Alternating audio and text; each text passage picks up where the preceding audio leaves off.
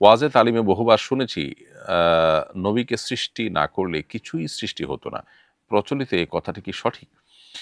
উত্তর হলো যে এই মর্মে একটি কথা, একটি বাক্য, আরবি একটা বাক্য ব্যাপকভাবে প্রচলিত আছে, লাউলাকা লামা খুলিকাতিল আফলাক, অর্থাৎ আপনি না হলে আসমান সৃষ্টি হতো না। এই বাক্যটি হাদিস হিসাবে বলা হয়ে থাকে, কিন্তু এটা ভিত্তিহীন, এটা জাল হাদিস, এটা নবী সাল্লাল্লাহু আলাইহি ওয়াসাল্লামের কোনো হাদিস হিসাবে প্রমাণিত নয় এবং মুহাদ্দিসগণ এর কারোরই ব্যাপারে কোনো ভিন্ন মত তেমন নেই। এরপরের প্রশ্ন হলো, আমার ফটোকপি ও প্রিন্টের দোকান আছে। বিভিন্ন সময় কাস্টমাররা পাসপোর্ট সাইজের ছবি সহ নিজেদের ও পরিবারের স্মৃতি সংরক্ষণের উদ্দেশ্যে ছবি প্রিন্ট করতে আসেন। প্রিন্ট ছবি করার বিধান কি? খুব প্রয়োজনে যদি ছবি প্রিন্ট করতে হয় সেটা জায়েজ আছে, পাসপোর্ট বানানোর জন্য কিংবা এনআইডির জন্য বা অন্য কোনো অফিসিয়াল কাজের জন্য। কিন্তু এর বাইরে জাস্ট শখের বশতে কেউ ছবি প্রিন্ট করে বাঁধিয়ে রাখবেন বা রেখে দিবেন তার কাছে শখের বশে, এরকম জানা গেলে সেটা করা জায়েজ নয়। আপনার কাজের অংশ হিসেবে যদি এরকম কোনো কাজ করতে হয় তাহলে সেক্ষেত্রে বিনয়ের সাথে অপারগতা প্রকাশ করতে হবে কাস্টমারকে। যদি মনে হয় তিনি এইটিই করবেন, যেমন সাইজ দেখে বোঝা যায় যে তিনি কী করবেন, তো সেক্ষেত্রে আপনি চাইলে অ্যাভয়েড করতে পারেন যে আমি শুধু এই সার্ভিস দেই, অন্যটা দেই না। তাতে আপনার একটু কষ্ট হবে, একটু লস হবে, ব্যবসা কম হবে। আল্লাহর কাছে আপনি আজর সেভাবে লাভ করবেন ইনশাআল্লাহ তার বিনিময়ে। আসরের পর বিকালের টাইমে মসজিদে বসে দোয়া জিকির এবং নামাজ পড়তে আমার ভালো লাগে। নিয়মিত আমি এই সময় কয়েক রাকাত নফল নামাজ পড়ার চেষ্টা করি। একজন বলল এই সময় নামাজ পড়া নাকি নিষিদ্ধ। আ নামাজ নিষিদ্ধ আর কোন সময় জানলে উপকৃত হব। ধন্যবাদ প্রিয় দর্শক। আসরের পরে বা ফজরের পরে কিংবা দিনের যে কোনো সময় আপনি দোয়া, দুরূদ, জিকির এগুলো করতে কোনো অসুবিধা নেই। তবে নামাজের ব্যাপারে নিষেধাজ্ঞা আছে।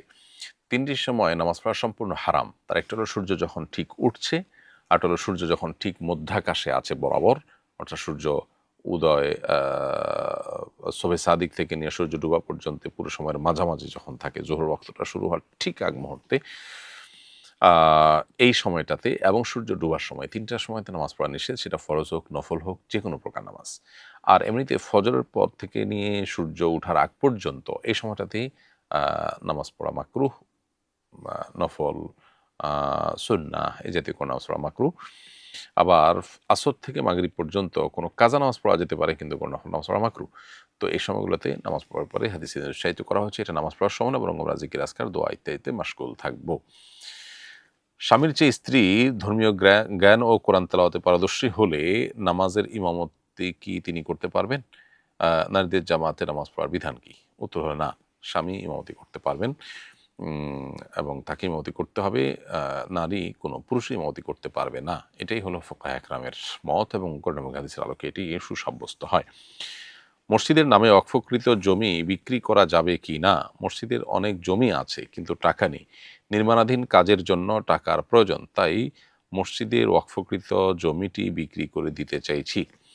মসজিদের জন্য যদি ওয়াকফকৃত জমি থাকে সেটা বিক্রি করা জায়েজ নয়, কারণ ওয়াকফের সম্পদ, ওয়াকফের জমি বিক্রি করা যায় না, দান করা যায় না, পরিবর্তন করা যায় না। ফলে ওই জমিতে চাইলে কোনো স্থাপনা নির্মাণ করে সেটা ভাড়ার টাকা আপনি মসজিদে কাজে লাগাতে পারেন, কিন্তু জায়গা বিক্রি করে উন্নয়ন করতে পারবেন না। আমার বন্ধু একজন ফিজিওথেরাপিস্ট, তার কাছে থেরাপির মেশিনপত্র আছে। আমি অর্থোপেডিক ডাক্তার।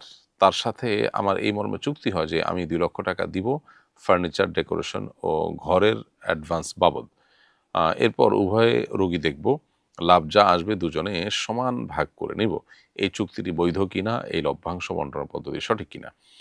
উত্তর হলো যে উপরোক্ত চুক্তির পাশাপাশি যদি আপনারা উভয়ে সময় এবং শ্রম দেন তাহলে এই চুক্তি জায়েজ আছে এবং এক্ষেত্রে অর্জিত যে মুনাফা হবে সেটা চুক্তি মোতাবেক দুই পক্ষের মাঝে সমান হারে বন্টন হবে। সেই সাথে আরেকটা জিনিস আপনাদের লক্ষ্য রাখতে হবে, চুক্তিতে এমন কিছু রাখা যাবে না যেটা ফলে নিজেদের মধ্যে বিতণ্ডা বা আপনার ঝগড়া হওয়ার আশঙ্কা আছে। অর্থাৎ কিছু স্পষ্ট রাখা যাবে না, সবকিছু স্পষ্ট করে নিতে হবে। তাহলে সেক্ষেত্রে চুক্তি জায়েজ হতে পারে। আমি শিক্ষকতার পেশার সঙ্গে যুক্ত। আমার বড় কোচিং সেন্টারও আছে। বিভিন্ন প্রকাশনী আমাকে ছাত্রদেরকে তাদের প্রকাশিত গাইড সাজেস্ট করতে বলেন। এজন্য তারা আমাকে কিছু উপহারও দেন। তাদের উপহার গ্রহণ করা আমার জন্য সঠিক হবে কিনা? আপনি শিক্ষক হিসাবে শিক্ষার্থীকে শিক্ষাদানের বিনিময়ে যেটা পান, সে বিনিময় এর ভিত্তিতেই আপনি তাদের কোনটা উপকারী গাইড, কোনটা অনুপকারী সেটা গাইড করা আপনার কর্তব্য। অর্থাৎ সেটা আপনার কর্তব্য পালন। অতএব সেই কর্তব্য পালন করে আপনি যদি আবার ওই গাইড কর্তৃপক্ষের কাছ থেকে কিছু নেন, তাহলে সেটা উৎকোচ হবে, সেটা ঘুষ হবে, সেটা জায়েজ হবে না। ফলে আপনি কাজটা ঠিকই করতে পারবেন, কিন্তু কোনো প্রকার বিনিময় এর জন্য গ্রহণ করতে পারবেন না। নামাজরত অবস্থায় পানের ক্ষুদ্র অংশ দাঁতে থাকলে সেটা গিলে ফেললে নামাজ ভেঙে যাবে কিনা? যদি চাউলের মতো একটা বা দুইটা চাউলের সমান বা একটা ছোলা বুটের চাইতে কম পরিমাণ হয়, তাহলে সেক্ষেত্রে নামাজের কোনো ক্ষতি হবে না। দাঁতের ভেতর থেকে বের হলো আর ওটা গিলে ফেললেন, তাতে নামাজের কোনো ক্ষতি হবে না। যদি এর চাইতে বড় হয়, তাহলে সেক্ষেত্রে নামাজ ভঙ্গ হয়ে যাবে, ওই নামাজ আবার পড়তে হবে। মানুষের শরীরের রক্ত কি নাপাক? কাপড়ে রক্ত লাগলে কি ধোয়ার পরও দাগ থেকে গেলে অপবিত্র থেকে যাবে? মানুষের রক্ত বিশুদ্ধ মত অনুযায়ী নাপাক। ফকিদের অনেকে এটার সাথে ভিন্ন মত পোষণ করেছেন, তবে বিশুদ্ধ মত অনুযায়ী মানুষের প্রবাহিত রক্ত যেটা, প্রবাহমান রক্ত যেটা, এটা নাপাক। আচ্ছা, এবং মানুষের শুধু না, অন্যান্য পশুরও প্রবাহমান রক্ত যেটা, সেটা নাপাক। কাপড়ে লাগলে সেটা ভালোভাবে ধোয়ার পরও যদি না ওঠে, তাহলে সে দাগ থেকে গেলেও সেটা নাপাক থাকবে তা না, দাগ থেকে গেলেও সেটা পাক হয়ে যাবে। যদি ভালো করে ধোন, ৩ বার ভালো করে ধুয়েছেন এবং চিবিয়েছেন, তারপরও থেকে গেছে, তো ওই কাপড়ে নামাজ পড়া যাবে। কোনো কারণে বিয়ের সময় আমি আমার স্ত্রীকে শর্ত দিয়েছিলাম যে আমরা শারীরিক সম্পর্ক স্থাপন করব না। এখন যদি আমরা এ ধরনের সম্পর্ক স্থাপন করি, তাহলে কি ওই শর্ত ভঙ্গ হওয়ার কারণে আমাদের বিয়ে ভেঙে যাবে? অতএব বিবাহের অন্যতম একটা উদ্দেশ্যই হলো শারীরিক সম্পর্ক করা। অতএব যদি আপনারা উভয়ে বিয়ের আগে এরকম শর্ত দিয়েও থাকেন যে না, আপনারা শারীরিক সম্পর্ক করবেন না, তাহলে সেটা অগ্রহণযোগ্য শর্ত। ওই শর্তের কারণে এখন শারীরিক সম্পর্ক করতে কোনো বাধা নেই। একটি কোম্পানির ভাইবা বোর্ডে আমাকে থাকতে হবে বিকেল ৩টা থেকে সন্ধ্যা ৭টা পর্যন্ত, এর মধ্যে কোনো ছুটি নেই। মাঝখানে ২ ওয়াক্ত নামাজের ক্ষেত্রে আমার করণীয় কি? সময় নিয়ে নামাজ আদায় করলে আমার চাকরিও চলে যেতে পারে। অল্প সময়ে একবার ছোট সূরা দিয়ে শুধু ফরজটুকু আদায় করে নেওয়ার চেষ্টা করবেন। আপনি ওয়াশরুমের ছুটি নিয়ে হলেও ওয়াশরুম করে পাশাপাশি আপনি কোনো রকম শুধু ফরজটুকু আদায় করে চলে আসবেন। সেটুকুও যদি করতে না পারেন, এটুকু করলেও যদি আপনার চাকরি যাওয়ার আশঙ্কা থাকে, তাহলে সেক্ষেত্রে চাকরি সুইচ করে আপনাকে বিকল্প কোনো পথে উপার্জনের চেষ্টা করতে হবে। ফরজ নামাজ যেখানে পড়াই যাবে না, সেরকম চাকরি আপনার জন্য করা জায়েজ হবে না। এর পরের প্রশ্ন হলো, নারীরা কি স্টেনলেস স্টিলের আংটি ও অন্যান্য অলংকার পরতে পারবে কিনা? উত্তর হলো হ্যাঁ, নারীরা স্টিলের তৈরি আংটি বা অন্যান্য অলংকার পরতে পারবেন। স্ত্রী বলেছেন, আমাকে না জানিয়ে কাউকে টাকা ধার দিলে আমি তোমার হালাল স্ত্রী থাকবো না। এখন স্ত্রীকে না জানিয়ে কাউকে টাকা ধার দিলে আমাদের বিচ্ছেদ হয়ে যাবে কিনা? উত্তর হলো না, এইটুকু বলার কারণে বিচ্ছেদ হবে না। তবে তালাকের বিষয়গুলো, পার্টিকুলার কোনো বিষয়, আমরা বারবার বলি, বিচক্ষণ বিদগ্ধ কোনো মুফতি, কোনো ভালো আলেমের সাথে সাক্ষাৎ করে আপনি ডিটেল জেনে নেবেন। আমাদের ফাউন্ডেশনের অফিস টাইমে আপনি সশরীরে সাক্ষাৎ করেও চাইলে জেনে নিতে পারবেন। কিন্তু আপনি প্রশ্নে যে পদ্ধতি বলেছেন, মৌলিকভাবে এটাতে তালাক হয় না। তারপর আমি বলব, আপনার নিজের কেস থাকলে অথবা আপনার পরিচিত কারোর এরকম কেস থাকলে তাকে বলবেন সশরীরে হাজির হয়ে জেনে নিতে। হিন্দুদের মন্দির নির্মাণের কাজে শ্রমিক হিসাবে কাজ করে অর্জিত উপার্জন হালাল হবে কিনা? হিন্দুদের মন্দিরে যদি নির্মাণের কাজে আপনি শ্রমিক হিসাবে উপার্জন করেন, তাহলে আপনার এই অর্জিত উপার্জন বা আয়, এটা হানাফি ফকিহদের মধ্যে জায়েজ হবে, কারণ 10টা ঘরের মতো এটা একটা ঘর। আপনি ঘর নির্মাণ করলেন, সেই হিসাবে এটা মৌলিকভাবে কোনো নাজায়েজ কাজ নয়। সেখানে মূর্তি নির্মাণ করতে হচ্ছে না আপনাকে, আপনি ঘর নির্মাণ করেছেন, বিধায় এটা জায়েজ আছে এবং এর উপার্জন আপনার জন্য হালাল আনাফের মতো। তবে হাম্বলি ফকিগণ মানে এবাদত হবে আল্লাহ ছাড়া অন্য কারোর, এরকম জিনিস তৈরি করতে তারা নিষেধ করেন। কারণ আল্লাহ বলেছেন, ওয়ালা তাআওয়ানু আল ইসমি ওয়াল উদওয়ান, পাপ এবং সীমা লঙ্ঘনের কাজে তোমরা কারোর সহযোগিতা করো না। আপনি এটা নির্মাণ করে মূলত তাদের পূজার কাজে বা শিরকের কাজে সহযোগিতা করছেন, ফলে সেটা জায়েজ নয়। এইমাত্র আমার কাছে নিরাপদ মনে হয়। নামাজের মধ্যে বিদ্যুৎ চলে গেলে হাতের কাছের সুইচ টিপে লাইট জ্বালালে কি নামাজের ক্ষতি হবে?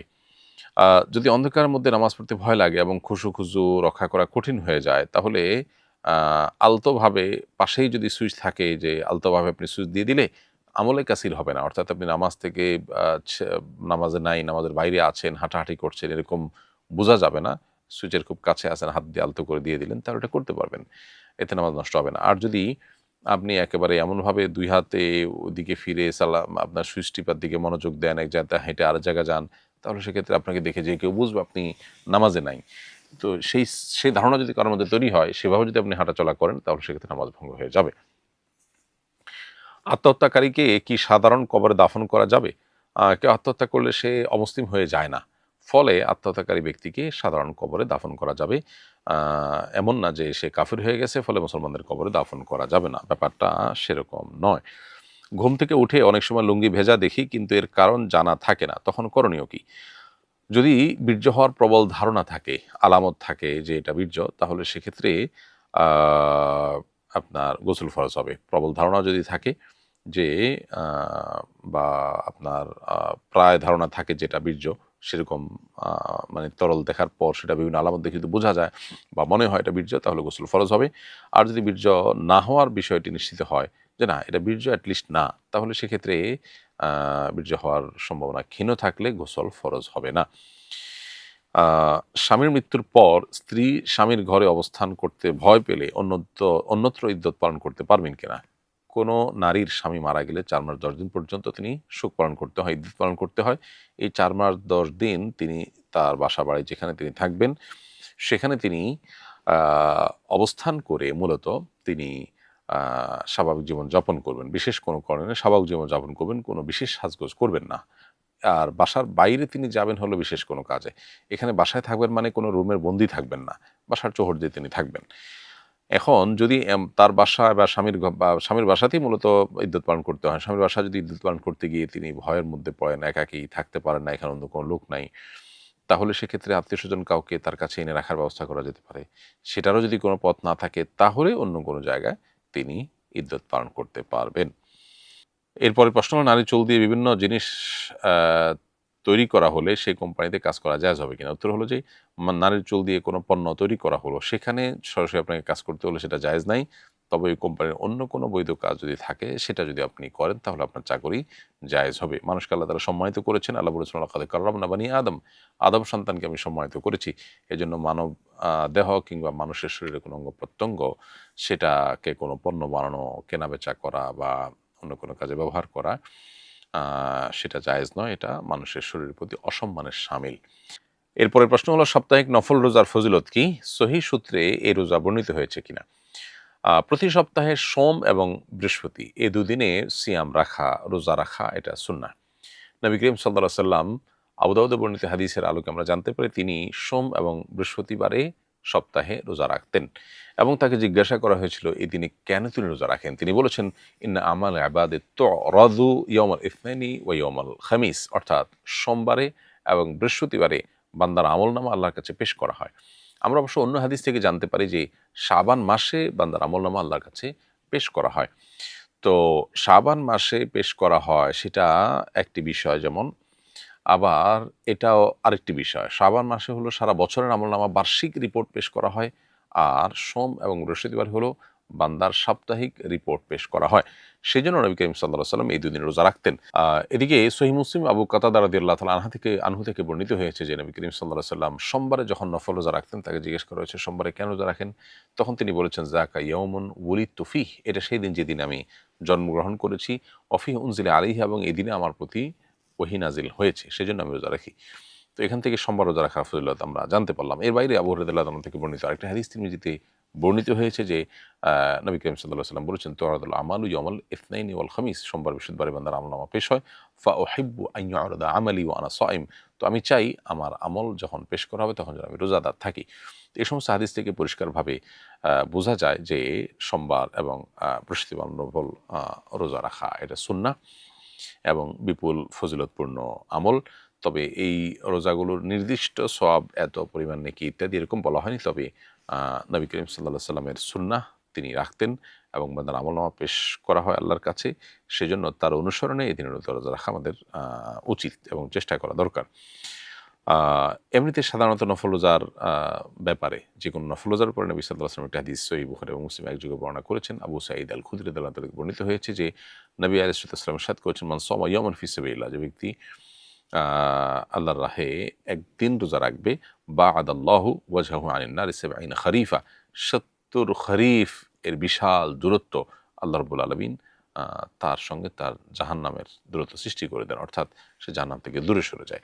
এর বাইরে সাহল ইবনে সাদ রাদিয়াল্লাহু তাআলা থেকে বর্ণিত হয়েছে যে নবী করিম সাল্লাল্লাহু আলাইহি ওয়াসাল্লাম বলেছেন, জান্নাতে একটি দরজা আছে যার নাম হলো রাইয়ান, এটা দিয়ে রোজাদাররা প্রবেশ করবে এখান থেকে বোঝা যায় যে যারা রোজা রাখবে সেটা ফরজ রোজা হতে পারে, নফল রোজা রাখবে, বেশি বেশি রোজা রাখবে, তাদের জন্য রাইয়ান পাবক নামক এই দরজা সেটা দ্বারা প্রবেশ করবে। অতএব নফল রোজা রাখার পরে আমাদের সচেষ্ট থাকা উচিত।